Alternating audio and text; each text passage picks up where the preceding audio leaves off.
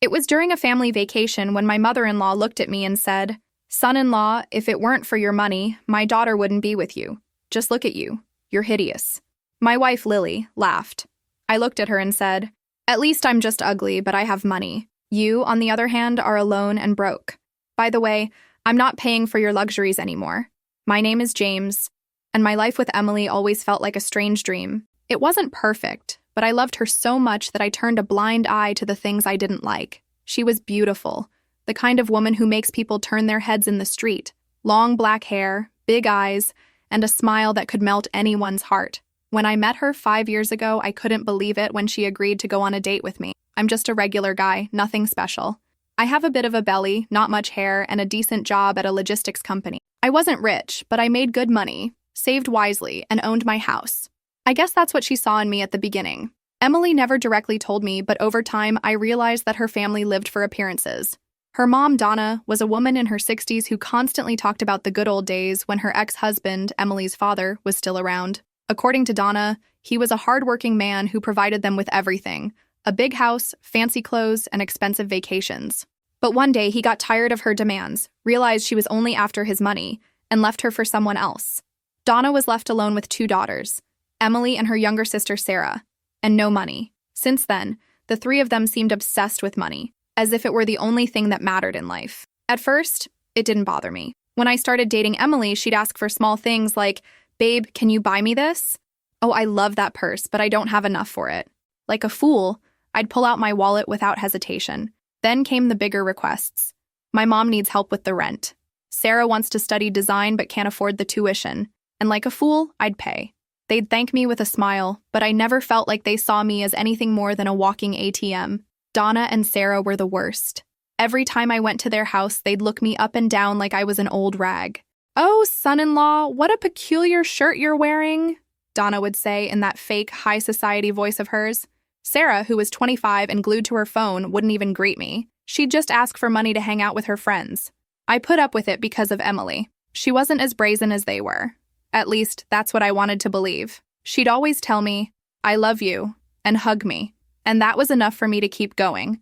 But the comments never stopped. "Son-in-law, good thing you have that salary because with that face," Donna would say during family meals, and Sarah would laugh like it was the funniest joke in the world.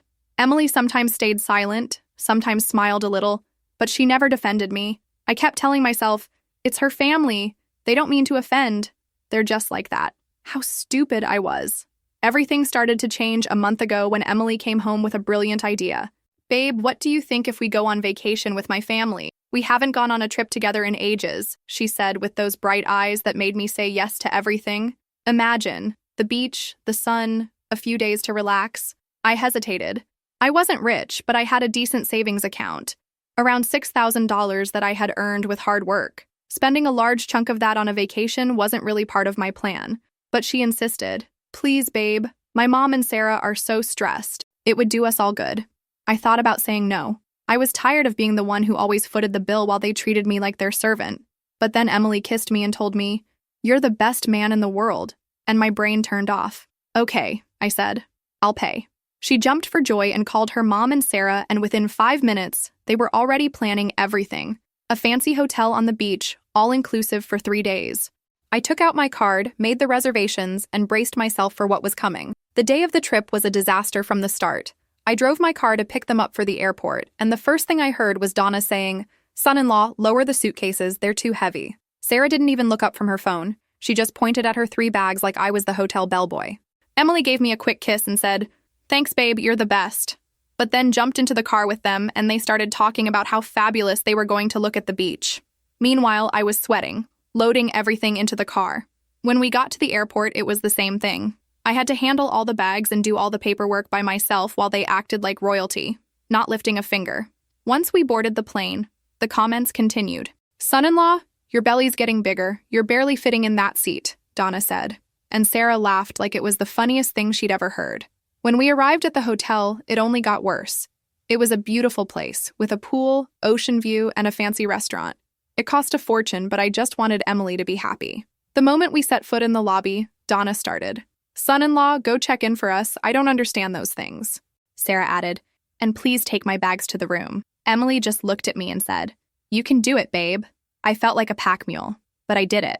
After all, it was vacation, and I didn't want to ruin it. That night, we had dinner at the hotel restaurant. I ordered a beer and a simple dish, while they ordered lobster, expensive wine, and desserts that cost more than my daily salary.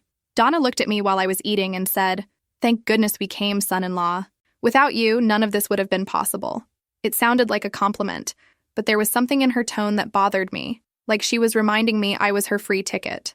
Sarah nodded and added, "Yeah, thank God you have money, because if not—" She trailed off, laughing. Emily smiled a little, but I could see she didn't mind. I swallowed my anger with a sip of beer. The next day, everything exploded. It was our first day at the beach, and I was sitting in a chair with my hat and old t-shirt, trying to relax. Donna, Sarah, and Emily were a few meters away, sunbathing in their expensive swimsuits, which, guess what, I had paid for. Suddenly, Donna came over and stood in front of me, dropping the bombshell. "Son-in-law, if it weren't for your money, my daughter wouldn't be with you. Look at you. You're awful." I froze. The words hit me like a punch to the face. What did she just say? I looked at Emily, hoping she'd say something, defend me, yell at her mom for being so cruel, but no. Emily burst out laughing, as if it was the funniest thing in the world. Sarah joined in, laughing so hard she almost fell off her chair. The three of them were mocking me right to my face, and the sun wasn't the only thing burning me. The humiliation I felt inside was unbearable. That's when it hit me. It wasn't just Donna, it wasn't just Sarah. It was Emily, too. All this time, I had been a blind fool, paying for their affection, thinking they cared about me. But no, they just wanted my money. My blood started to boil, and I could feel my heart pounding in my chest. I wasn't going to stay quiet. I looked Donna right in the eye and said, "At least I'm just ugly, but with money, you're alone and broke. By the way, I'm not paying for your luxuries anymore." Then I turned to Emily, who was still laughing, and something inside of me snapped. This wasn't over. The silence that followed my words felt like thunder before a storm. Donna stood there with her mouth hanging open, unable to believe that I, the obedient son-in-law, had actually responded. Sarah stopped laughing immediately and looked at me with wide eyes like she had just seen a ghost. Emily, the woman I thought loved me, suddenly went serious. Her laughter died down, and for a moment, I thought she might say something to calm things down. But no, she just looked at me with a mix of surprise and anger. "What did you say?" Donna's voice went high-pitched, like nails on a chalkboard. She put her hands on her hips as if she was about to lecture me. "How dare you? After everything we've done for you, this is how you talk to me?" I stood up quickly, almost knocking over my chair. "Everything you've done for me?" I repeated, my anger rising like lava in my throat. "Everything you've done for me is open your wallet whenever you need it. And what do I get in return? Insults, mockery, orders? I'm sick of it." Donna took a step back but didn't give up. "You ungrateful brat," she sneered. "My daughter gave you the best of herself, her time, her love, and this is how you repay us? You're nothing without your money." That was like throwing gasoline on a fire. I looked at Emily, praying in my head that she would say something, defend me, show that I meant more to her than just my bank account. But she was silent, her arms crossed, her face as cold as stone. Meanwhile, Sarah, like a true attention seeker, took out her phone and started recording. "This is going to be great for TikTok," she muttered under her breath. I almost lost it and snatched the phone out of her hands, throwing it into the sea. "Nothing to say, Emily?" I asked, my voice colder than I expected. She raised her eyes to meet mine and looked at me with the same gaze that once melted my heart. But now, it only made me want to scream the truth. That was the truth, wasn't it? It felt like a knife had been stabbed into my chest. 5 years with her, 5 years of dates, plans, late-night I love yous, and now she was telling me her mom was right. I was just an ugly guy with money, just a walking banknote with legs. I could feel my hands trembling, whether from rage or heartbreak, I wasn't sure. But I wasn't going to collapse in front of them. I wasn't going to give them that satisfaction. "So that's it, huh?" I said, locking eyes with Emily. "This whole time, you've only been with me for the money. Everything you said, everything we lived, it was all a lie." Emily rolled her eyes like I was just throwing a tantrum. "Don't be so dramatic, babe. Of course I love you, but let's be real. Look at you. You're not exactly a movie star. And if my money helps, what's the problem?" "What's the problem?" I wanted to laugh, but I couldn't. It was too absurd. My wife, the woman I married 2 years ago, the one who swore eternal love in front of a judge, had just told me to my face that I was just a means to an end. My face didn't matter, but my bank account sure did. And she said it like it was no big deal. My anger was still simmering as Donna jumped back in with another jab. Cammy, tell him this. He thinks money can fix everything, but he's got no style. Look at him in that beat-up tee at the beach. It's embarrassing. Sarah snickered while filming the whole scene on her phone. This is going to be a hit on social media, she quipped. I couldn't take it any longer. My voice, surprisingly steady despite the storm inside me, cut through the clamor. You know what? I may not be a looker, but at least I have something you all lack. Integrity. And that cash you worship so much? It's not coming back to you. I'm done being your personal ATM. Emily's expression shifted to a mix of disbelief and hurt as she stepped closer. What are you even saying? She murmured. I pressed on. Listen, Emily. If you really cared about me, you'd care about me for who I am. Not just the money in my bank account.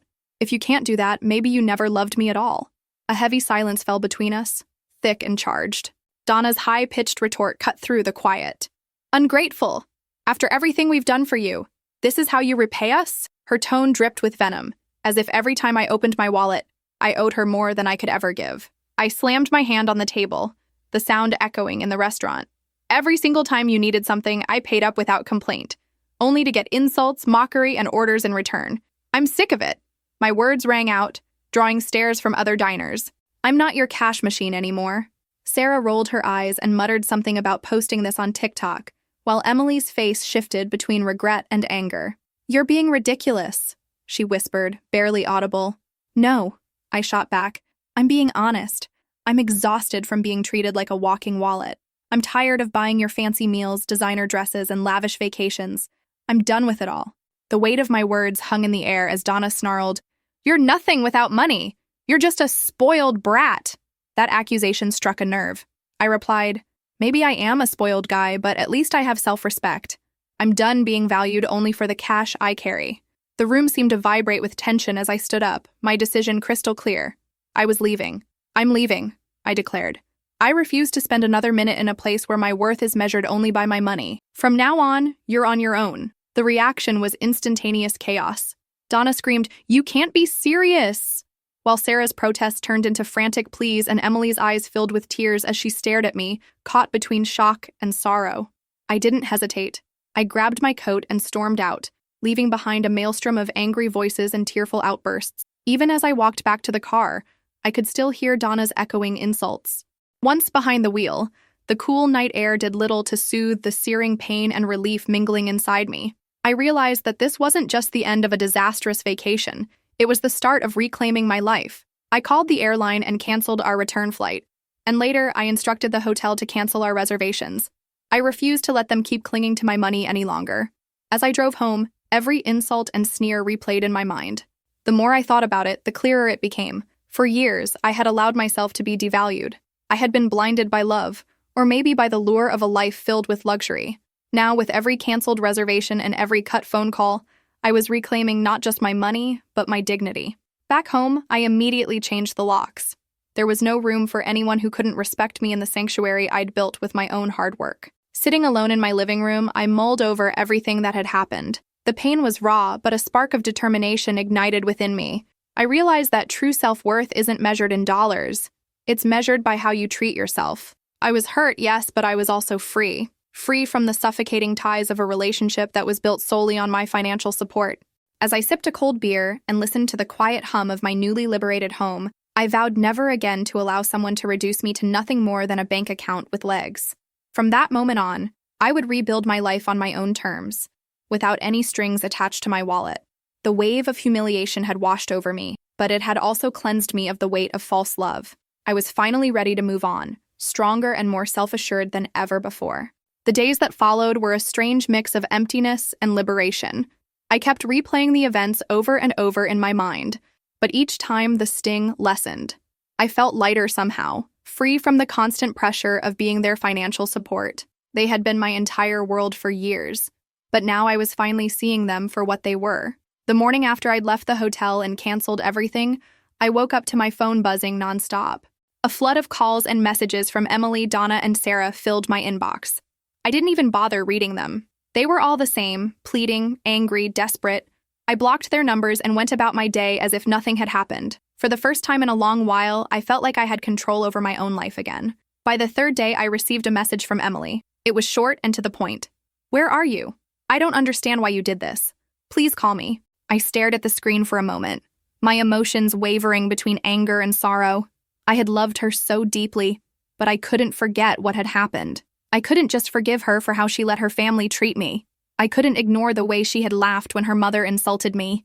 The words, "If it weren't for your money, my daughter wouldn't be with you," kept ringing in my head. I typed a response, but then deleted it. There was no reason to explain myself anymore. What I had done was clear. I was done being manipulated. A few days later, I received another message, this time from Donna. "You're making a huge mistake. You can't just walk away. Emily needs you. We need you. You can't just leave us in the cold like this. You owe us." That one hit hard. It was almost laughable how entitled she sounded. I couldn't believe how she still thought I owed her something, after everything. She really thought I was just going to go back to being the ATM, the fool who funded their entire lifestyle. I knew I couldn't go back to that. I didn't respond to her message either. As time passed, the silence between us grew. I felt lighter, but there was still a nagging ache in my chest. It wasn't just the money they had taken. It was the emotional manipulation. The way Emily had used her charm to keep me hooked while I was oblivious to the fact that I was just a pawn in her game. The way Donna and Sarah had treated me like dirt, all while benefiting from my generosity.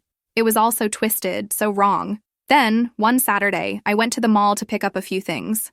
I was in line at the food court when I saw them. Emily, Donna, and Sarah were walking through the mall as if they owned the place, but there was someone else with them. My stomach twisted as I realized who it was. Carlos, a colleague of mine from work. He was a decent guy, a hard worker, and I'd always liked him. But now, here he was, carrying their bags like I used to. I watched them from behind a pillar, trying to stay out of sight. Carlos was walking with a slouched posture, his shoulders sagging under the weight of all the shopping bags. Donna was chatting away, laughing and putting her arm around Carlos like he was the hero of the day. Sarah, as usual, was glued to her phone, but this time, she had a smug look on her face. Emily was walking next to Carlos, her arm hooked around his, laughing and talking to him like they were the best of friends. It was surreal. It felt like looking at a mirror of my own past. I had been in Carlos's shoes, walking behind them, feeling like a servant while they acted like royalty. I leaned in closer, trying to hear what they were saying. Donna's voice rang out. "Thank goodness you're here, Carlos. We needed someone to carry all this stuff." Sarah chimed in. "Yeah, and don't forget to treat us to lunch after all this." Carlos laughed nervously, but I could see the exhaustion in his face. His smile was forced, his eyes tired. He was a good guy, but I could tell that this wasn't the life he had signed up for. He was stuck in the same cycle I had been in, treating them like they were special while they took advantage of him. It was clear to me now. They hadn't changed. They had just found someone new to use. I felt a mix of pity and satisfaction. Pity for Carlos because I knew how it felt to be used like that. But also satisfaction because I wasn't the one carrying their bags anymore. I wasn't the one who would fall for their games. I stayed hidden for a while, watching them as they made their way to the food court. When they sat down to eat, I made my way to the exit. I didn't want to confront them. I didn't want to get dragged back into their toxic world. On my way out of the mall, I felt an unexpected sense of freedom. I wasn't stuck in that cycle anymore.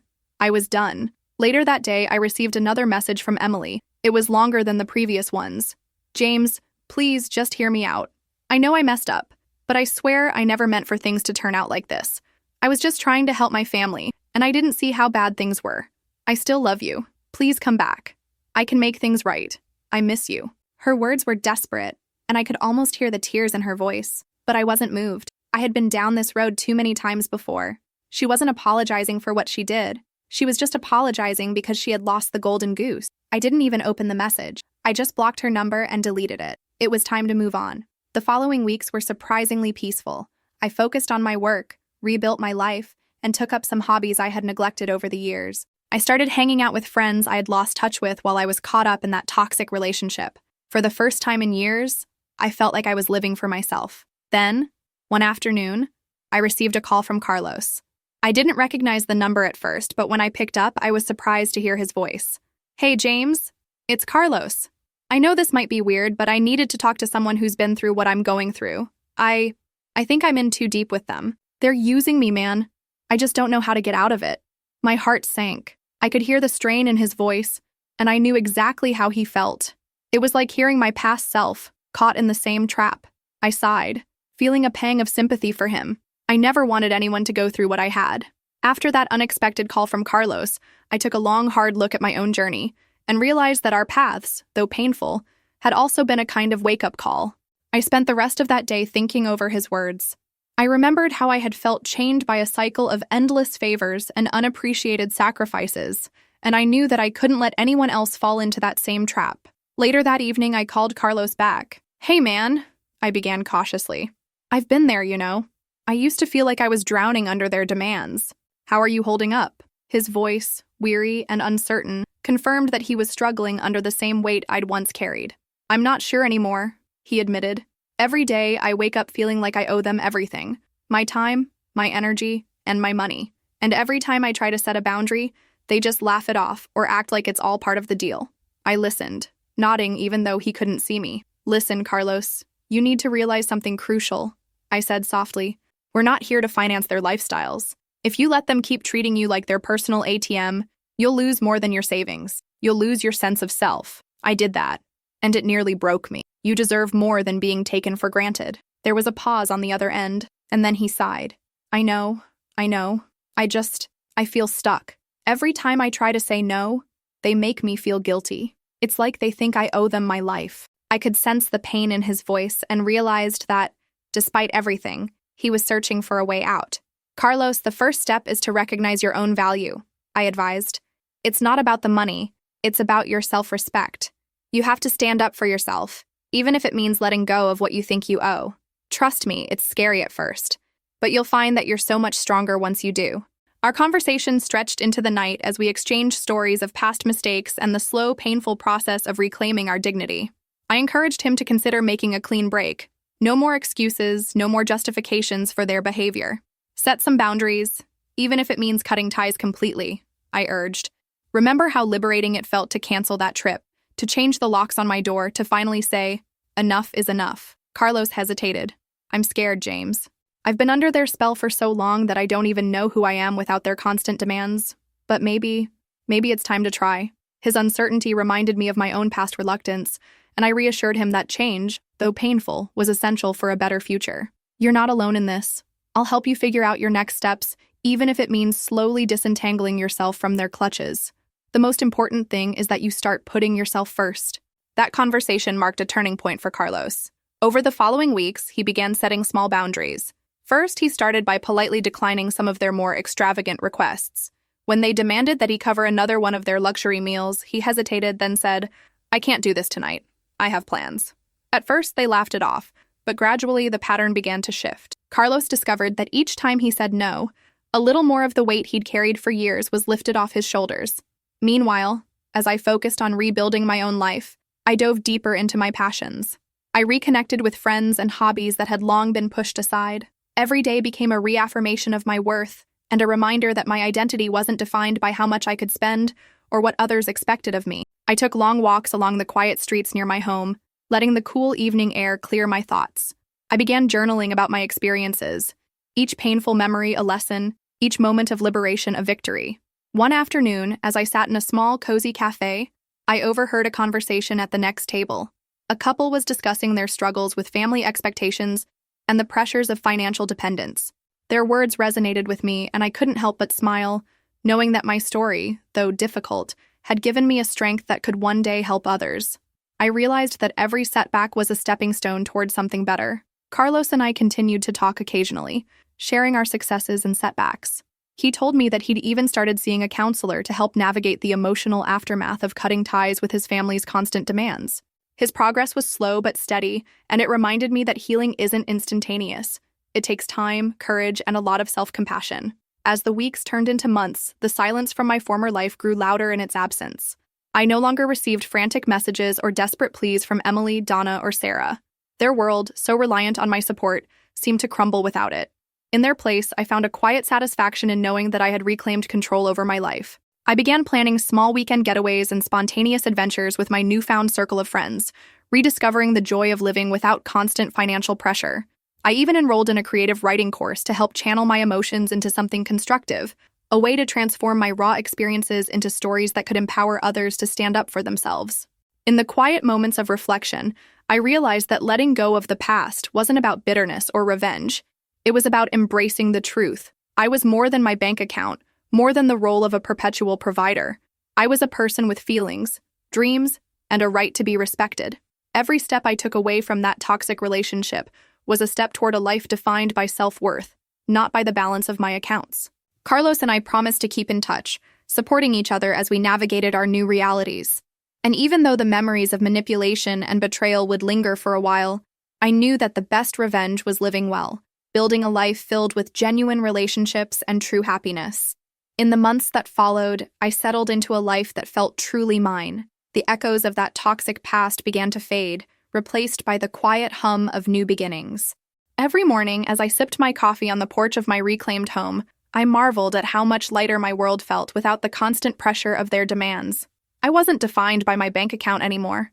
I was defined by the choices I made and the respect I owed myself. I started to rebuild my social circle, investing time in friendships that were genuine and reciprocal.